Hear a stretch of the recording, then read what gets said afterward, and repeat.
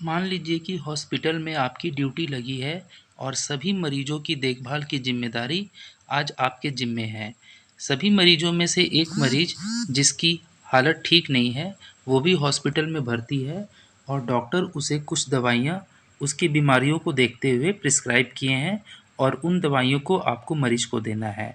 जब आप उसे दवा देने की कोशिश कर रहे हैं ओरल रूप में, तो वो वॉमिटिंग कर दे रहा है और उसके गैस्ट्रिक इरिटेशन के कारण वो दवा ओरल रूप में वो ले नहीं पा रहा है।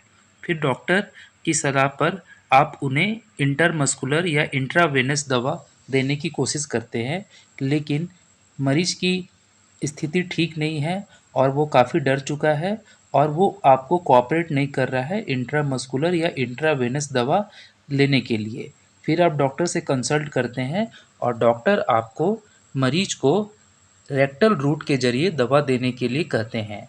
और अगर आपको रेक्टल रूट के बारे में जानकारी उस समय नहीं होगी, तो आप थोड़े से कन्फ्यूज़ होंगे और आपको डर भी लगेगा क्योंकि आपको इसकी नॉलेज की कमी है।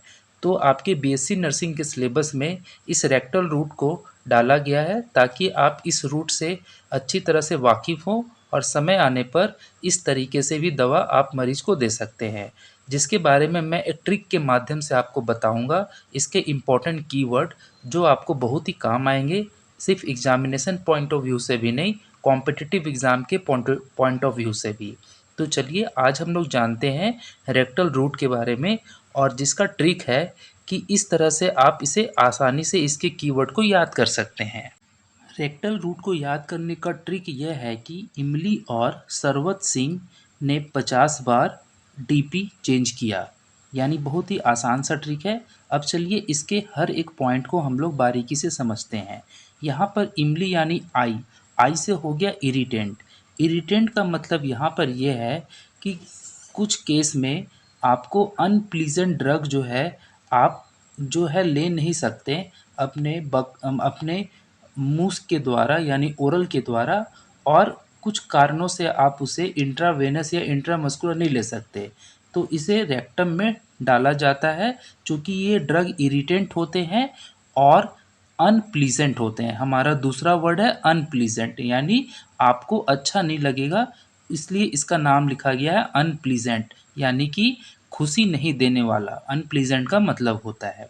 उसके बाद र से हुआ रेक्टम, यानी जैसा आप पिक्चर में देख रहे हैं कि रेक्टम में यहाँ पर ड्रग को इंसर्ट किया गया है, और इस जो ये ड्रग इंसर्ट किया जाता है आपके रेक्टम में, उस ड्रग का नाम होता है सपोजिटोरीज। सपोजिटोरीज एक जैसे बुलेट गन की तरह होती है, मतलब गन में लगने वाले बुलेट की तरह होती है, उसी तरह का इसका शेप होता है ताकि यह आसानी से आपके रेक्टम में इंसर्ट कर दिया जाए।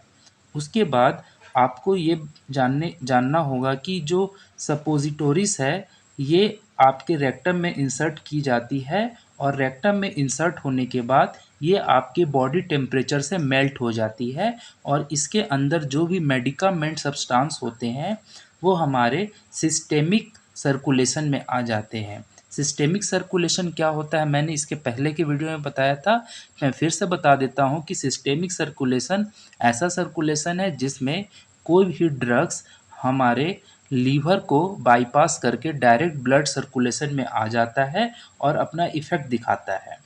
उसके बाद जब आप आगे बढ़ते हैं तो इसमें यह लिखा गया है कि जब इस रूट से पेशेंट को ड्रग दी जाती है तो ये तब दी जाती है जब वो वोमिटिंग की स्थिति में हो, अनकॉन्शियस की स्थिति में हो।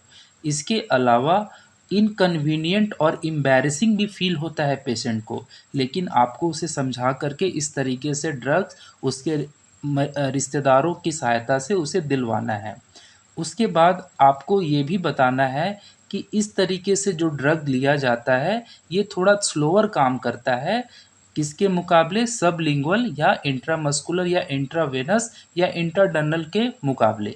तो इसमें थोड़ा सा ज़्यादा समय लगता है आपके जिस तरह से जो और भी तरीके हैं सिस्टेमिक ड्रग एडमिनिस्ट्रेशन के।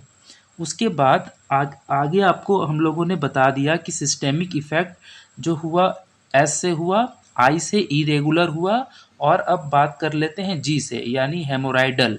हेमोराइडल एक तरह का वेन होता है जहाँ पर ये ड्रग मिक्स हो करके आपके ब्लड सर्कुलेशन में चला जाता है और यहाँ पर ओनली 50% जो आपके ड्रग का कंस्टिट्यूएंट है, जो उसके मेडिकामेंट सब्सटेंस है, पहुँच पाते हैं। इसीलिए इसमें आपका 50% ड्रग्स जो होता है वो डिस्ट्रॉय हो जाता है। इसके बाद आपको ये भी समझाना है अपने नोट्स में और अपने एग्जामिनर कॉपी में कि कुछ एग्जाम्पल यानी कुछ कुछ ड्रग्स का नाम। तो यहाँ पर जो एक ड्रग है वो है डाइज़ीपाम।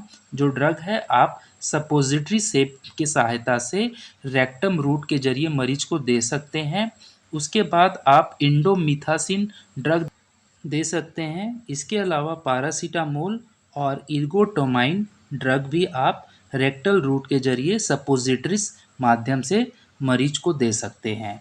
तो ये एक important route of administration drug था जिसको मैंने एक ट्रिक के माध्यम से आपको बताया। इसके अलावा अगर आपके मन में कोई क्वेश्चन रह गया हो इस टॉपिक से रिलेटेड तो उसे कृपया कमेंट बॉक्स में छोड़ दें।